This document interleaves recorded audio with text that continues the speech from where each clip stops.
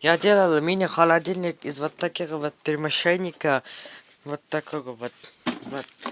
Он реально охлаждает продукты.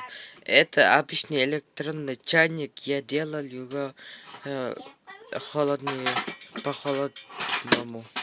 Я поставил внизу две элементы пельте и его подключил к 12-вольтовому аккумулятору. И он реально охлаждает продукты, молоко и всякое другое.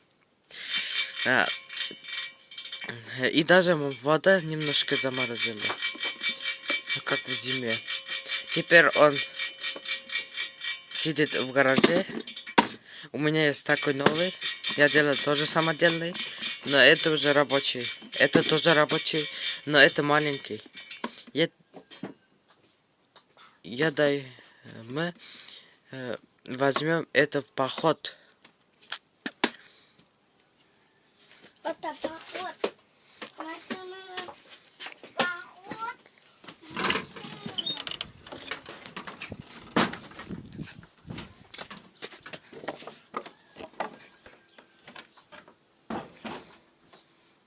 Вот у меня здесь один холодильник рабочий, работает уже, он сидит. Вот внутри у него молоко и помпа, и внизу один элемент пельте. Вода реально холодный. Вот нажимаешь на эту кнопочку и повторно охлаждает воду до заморозения. Я его подключил, вот провод. Вот, идет. И в розетку. Питание у меня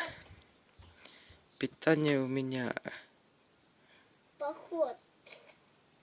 Питание у меня 6 вольт, 1,8 ампер. Это